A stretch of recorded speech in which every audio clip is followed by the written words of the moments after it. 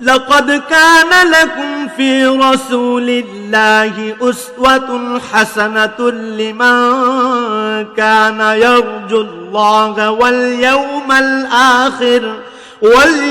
الآخر وذكر الله كثيرا۔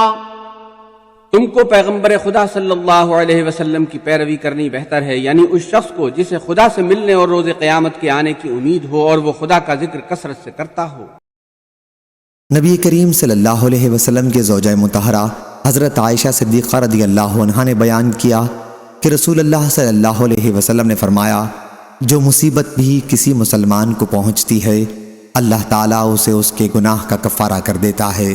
کسی مسلمان کے ایک کانٹا بھی اگر جسم کے کسی حصے میں چبھ جائے۔ صحیح بخاری حدیث نمبر 5640۔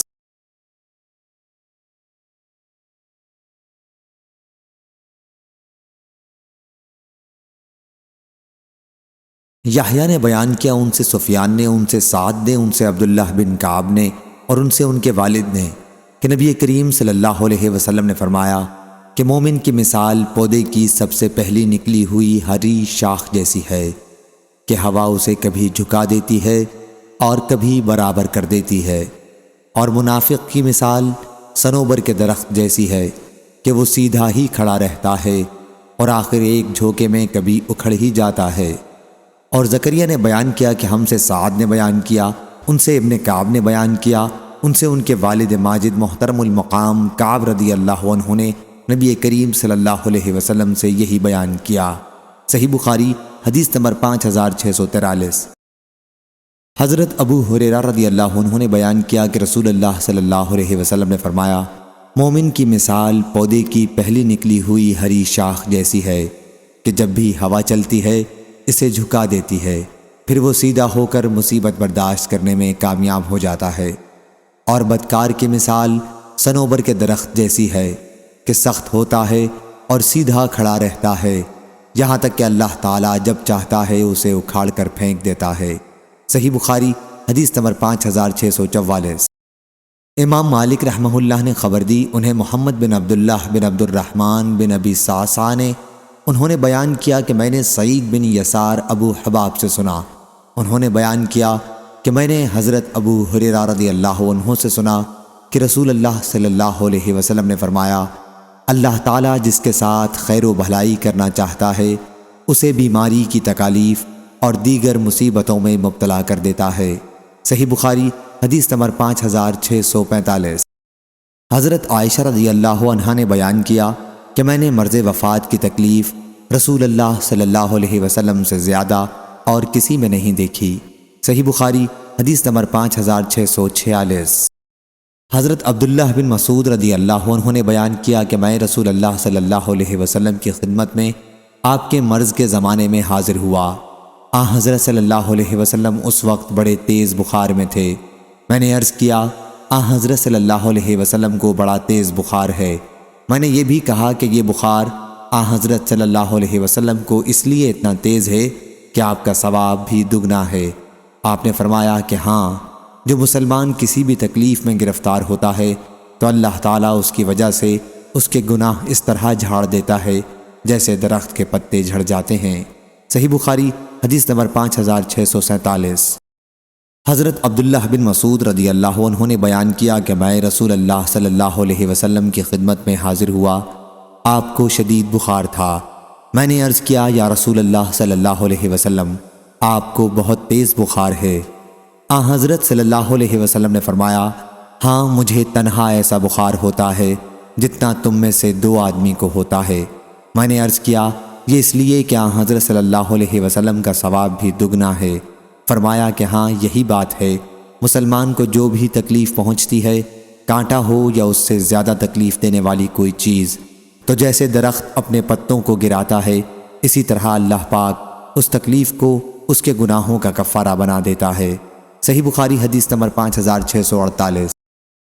حضرت ابو موسیٰ اشعری رضی اللہ عنہ نے بیان کیا کہ رسول اللہ صلی اللہ علیہ وسلم نے فرمایا، بھوکے کو کھانا کھلاؤ اور مریض کی عیادت یعنی مزاج پرسی کرو اور قیدی کو چھڑاؤ۔ صحیح بخاری حدیث نمبر 5649۔ حضرت برا بن عازب رضی اللہ عنہ نے بیان کیا کہ رسول اللہ صلی اللہ علیہ وسلم نے ہمیں 7 باتوں کا حکم دیا تھا اور 7 باتوں سے منع فرمایا تھا۔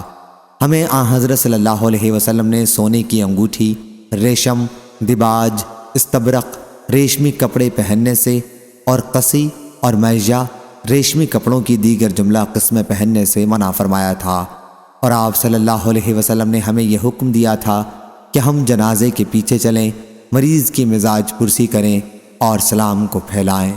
صحیح بخاری حدیث نمبر 5650۔ حضرت جابر بن عبداللہ رضی اللہ عنہ نے بیان کیا کہ میں ایک مرتبہ بیمار پڑا تو نبی کریم صلی اللہ علیہ وسلم اور حضرت ابو بکر صدیق رضی اللہ عنہ پیدل میری عیادت کو تشریف لائے۔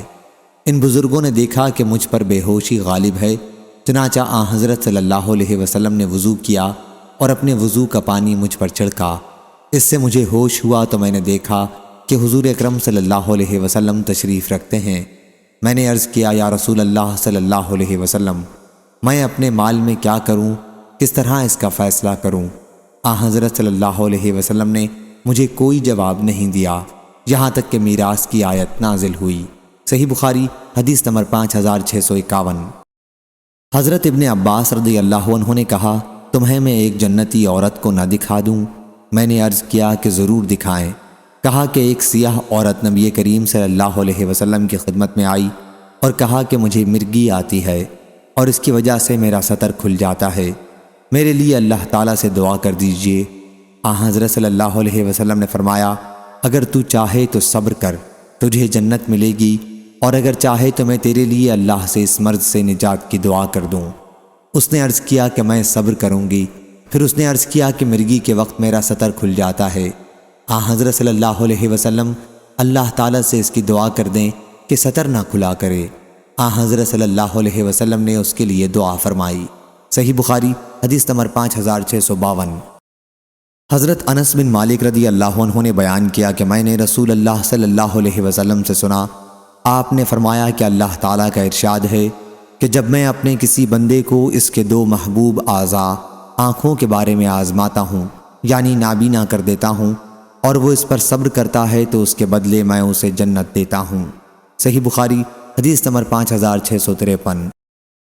حضرت عائشہ رضی اللہ عنہا نے بیان کیا کہ جب رسول اللہ صلی اللہ علیہ وسلم ہجرت کر کے مدینہ تشریف لائے تو ابو بکر رضی اللہ عنہ اور بلال رضی اللہ عنہ کو بخار ہو گیا۔ بیان کیا کہ پھر میں ان کے پاس عیادت کے لیے گئی اور پوچھا، محترم والد بزرگوار، آپ کا مزاج کیسا ہے؟ بلال رضی اللہ عنہ سے بھی پوچھا کہ آپ کا کیا حال ہے؟ بیان کیا کہ جب حضرت ابو بکر رضی اللہ عنہ کو بخار ہوا تو وہ یہ شعر پڑھا کرتے تھے، ہر شخص اپنے گھر والوں میں صبح کرتا ہے اور موت اس کے تسمے سے بھی زیادہ قریب ہے۔ اور بلال رضی اللہ عنہ کو جب افاقہ ہوتا تو یہ شعر پڑھتے تھے، کاش مجھے معلوم ہوتا کہ کیا میں پھر ایک رات وادی میں گزار سکوں گا، اور میرے چاروں طرف اذخر اور جلیل مکہ مکرمہ کی گھاس کے جنگل ہوں گے، اور کیا میں کبھی مجنہ مکہ سے چند میل کے فاصلے پر ایک بازار کے پانی پر اتروں گا، اور کیا پھر کبھی شامہ اور طفیل مکے کے قریب 2 پہاڑوں کو اپنے سامنے دیکھ سکوں گا۔ حضرت عائشہ رضی اللہ عنہا نے بیان کیا کہ پھر میں رسول اللہ صلی اللہ علیہ وسلم کی خدمت میں حاضر ہوئی اور آپ کو اس کی اطلاع دی۔ آپ نے دعا فرمائی کہ اے اللہ، ہمارے دل میں مدینے کی محبت بھی اتنی ہی کر دے جتنی مکے کی محبت ہے، بلکہ اس سے بھی زیادہ، اور اس کی آب و ہوا کو ہمارے موافق کر دے، اور ہمارے لیے اس کی مد اور سا میں برکت عطا فرما۔ اللہ اس کا بخار کہیں اور جگہ منتقل کر دے اور اسے مقام جحفہ میں بھیج دے۔ صحیح بخاری حدیث نمبر 5654۔ عاصم نے خبر دی، کہا کہ میں نے ابو عثمان سے سنا اور انہوں نے اسامہ بن زید رضی اللہ عنہ سے کہ نبی کریم صلی اللہ علیہ وسلم کی ایک صاحبزادی حضرت زینب رضی اللہ عنہا نے آپ کو کہلوا بھیجا۔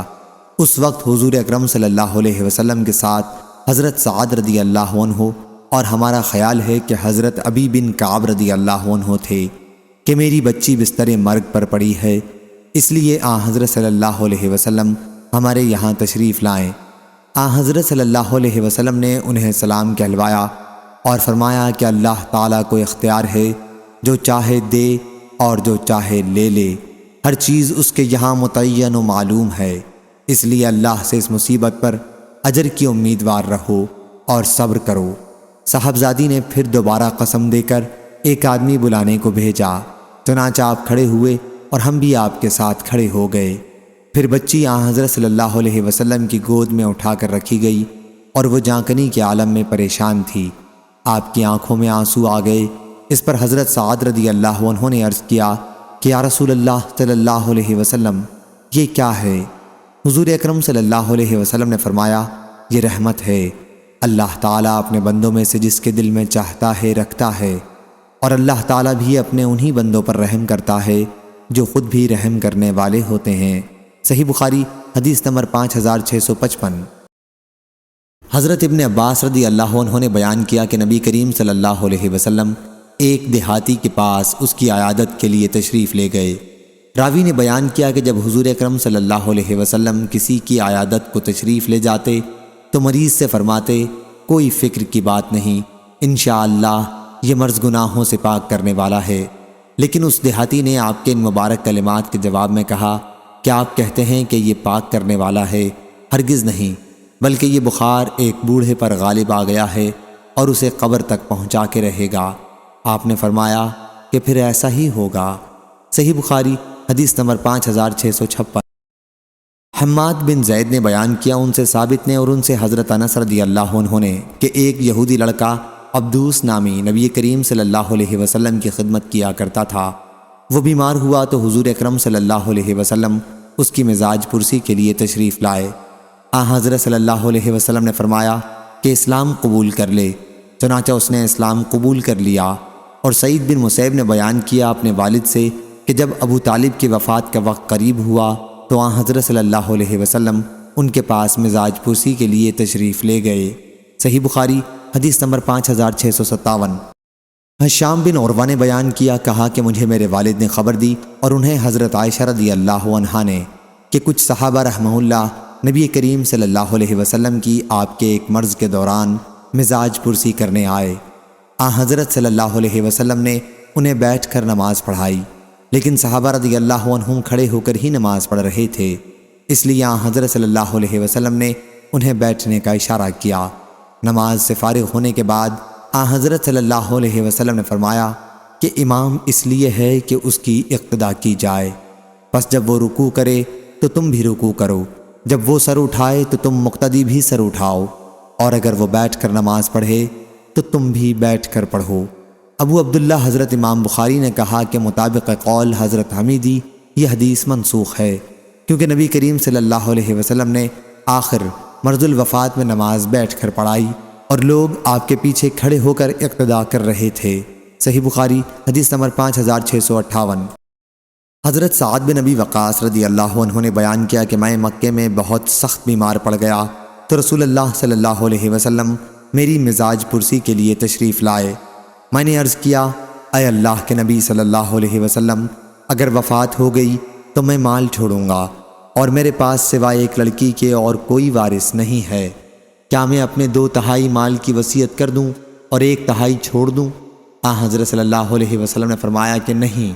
میں نے عرض کیا، پھر آدھے کی وصیت کر دوں اور آدھا اپنی بچی کے لیے چھوڑ دوں؟ فرمایا کہ نہیں۔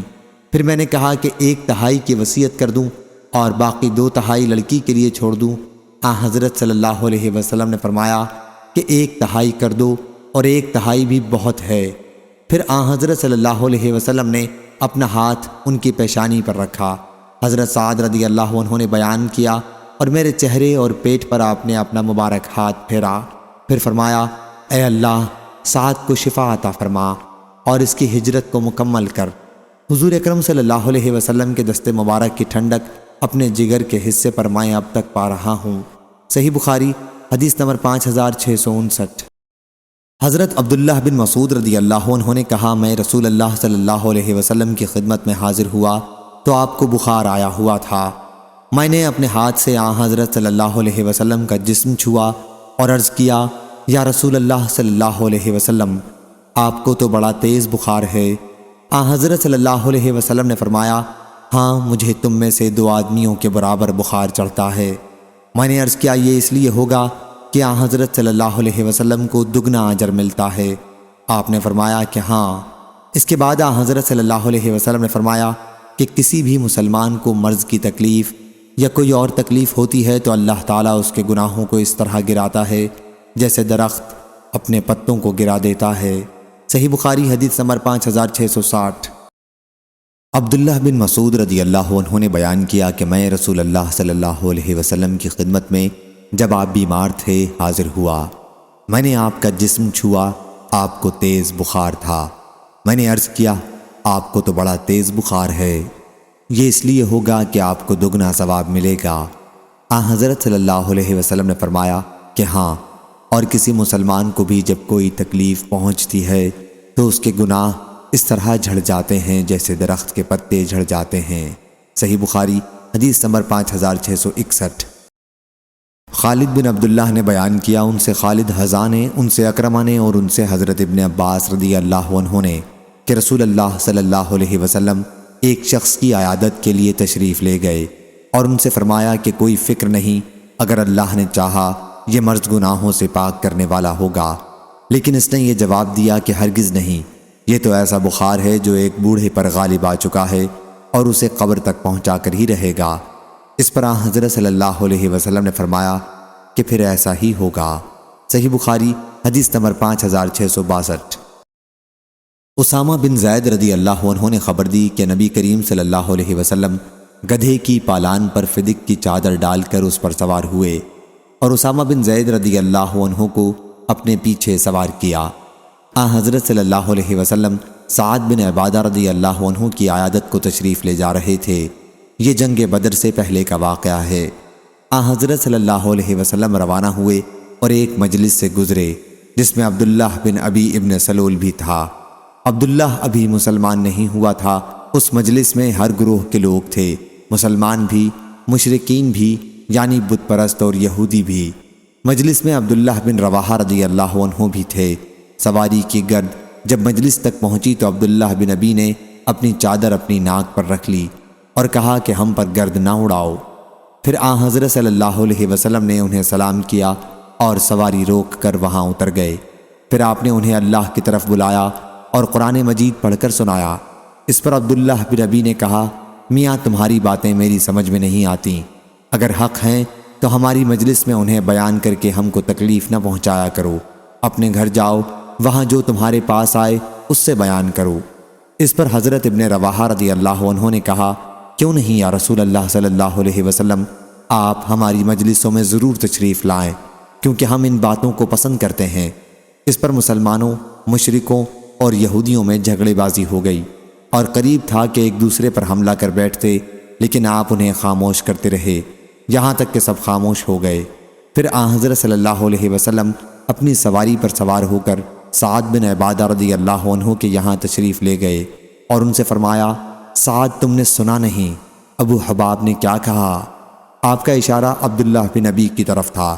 اس پر حضرت سعد رضی اللہ عنہ بولے کہ یا رسول اللہ صلی اللہ علیہ وسلم، اسے معاف کر دیجئے اور اس سے درگزر فرمائیے، اللہ تعالیٰ نے آپ کو وہ نعمت عطا فرما دی جو عطا فرمانی تھی۔ آپ کے مدینہ تشریف لانے سے پہلے اس بستی کے لوگ اس پر متفق ہو گئے تھے کہ اسے تاج پہنا دیں اور اپنا سردار بنا لیں، لیکن جب اللہ تعالیٰ نے اس منصوبہ کو اس حق کے ذریعے جو آپ کو اس نے عطا فرمایا ہے ختم کر دیا تو وہ اس پر بگڑ گیا۔ یہ جو کچھ معاملہ اس نے آپ کے ساتھ کیا ہے اسی کا نتیجہ ہے۔ صحیح بخاری حدیث نمبر 5663۔ حضرت جابر بن عبداللہ رضی اللہ عنہ نے بیان کیا کہ نبی کریم صلی اللہ علیہ وسلم میری عیادت کے لیے تشریف لائے۔ آپ نہ کسی خچر پر سوار تھے نہ کسی گھوڑے پر، بلکہ آپ پیدل تشریف لائے تھے۔ صحیح بخاری حدیث نمبر 5664۔ سفیان نے بیان کیا، ان سے ابن ابی نجیح اور ایوب نے، ان سے مجاہد نے، ان سے عبد الرحمن بن ابی لیلہ نے اور ان سے کعب بن عجرہ رضی اللہ عنہ نے کہ نبی کریم صلی اللہ علیہ وسلم میرے قریب سے گزرے اور میں ہانڈی کے نیچے آگ سلگا رہا تھا۔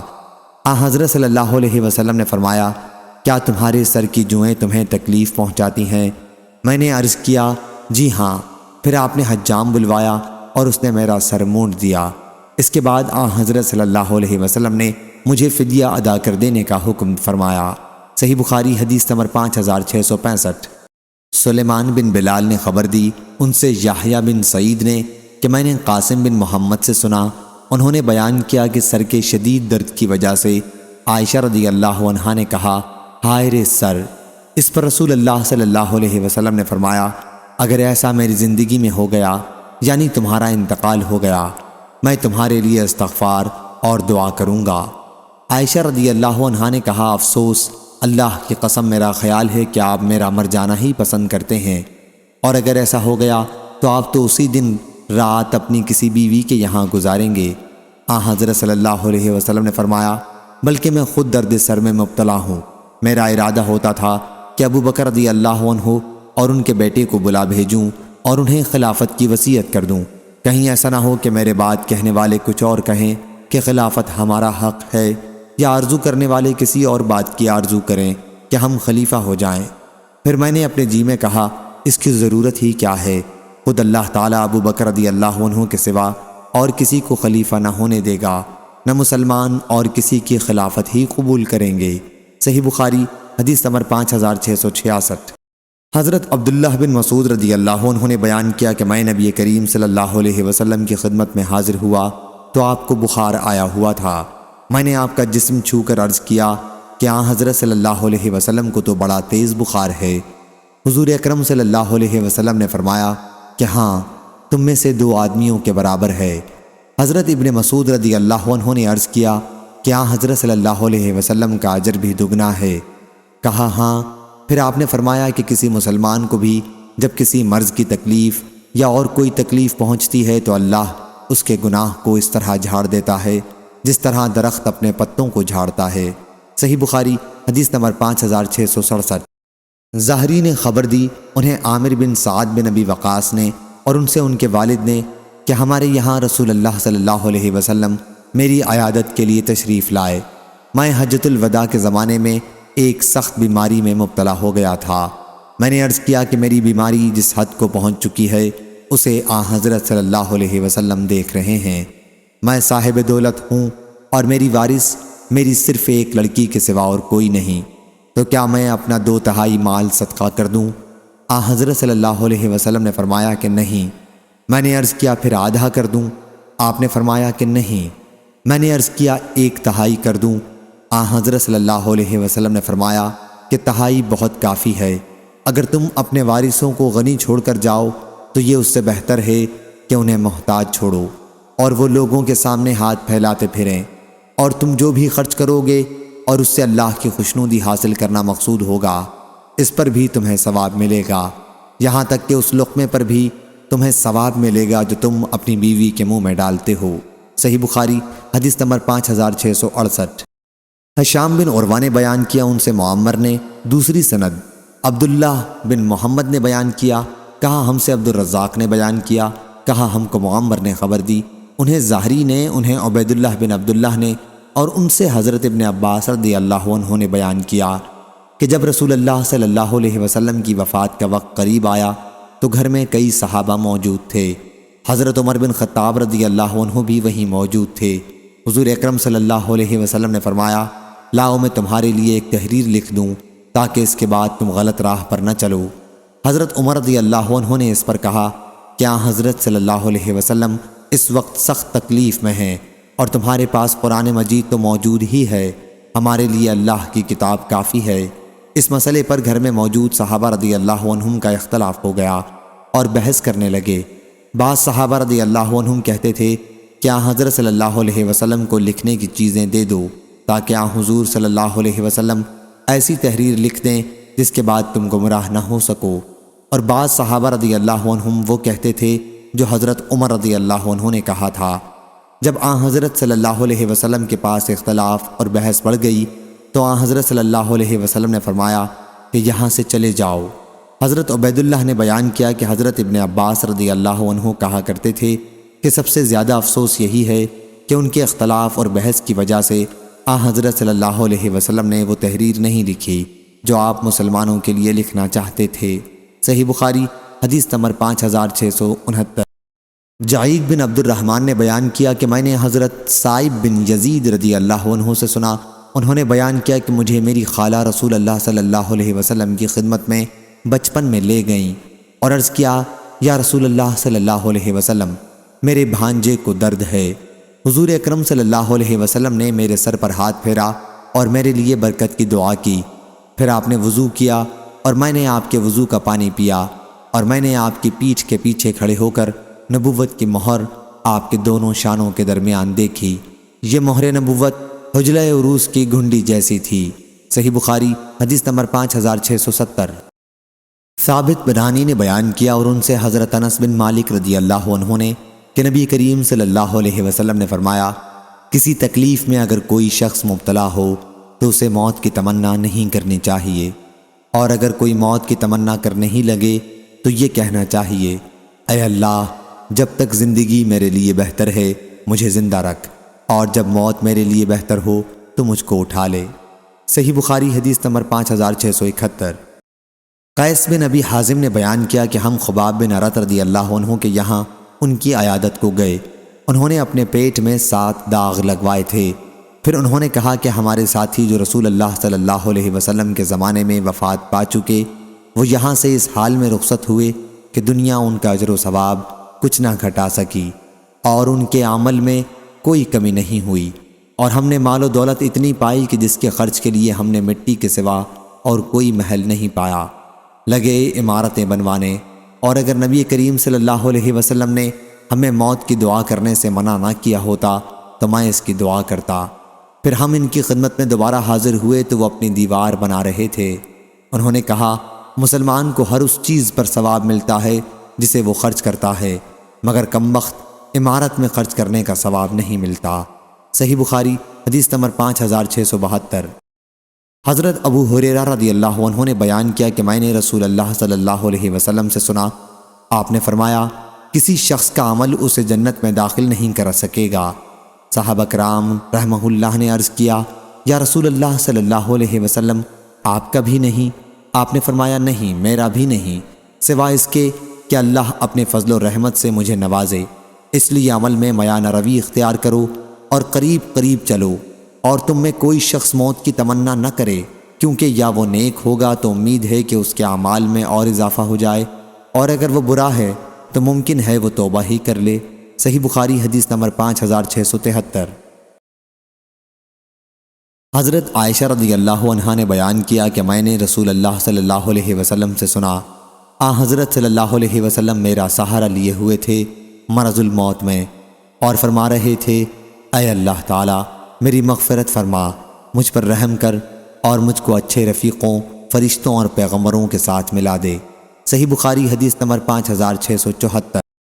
ابو غیوانہ نے بیان کیا، ان سے منصور نے، ان سے ابراہیم نے، ان سے مسروق نے، اور ان سے حضرت عائشہ رضی اللہ عنہا نے کہ رسول اللہ صلی اللہ علیہ وسلم جب کسی مریض کے پاس تشریف لے جاتے یا کوئی مریض آپ کے پاس لایا جاتا تو آپ یہ دعا فرماتے، اے پروردگار لوگوں کے بیماری دور کر دے، اے انسانوں کے پالنے والے شفا عطا فرما، تو ہی شفا دینے والا ہے، تیری شفا کے سوا اور کوئی شفا نہیں، ایسی شفا دے جس میں مرض بالکل باقی نہ رہے۔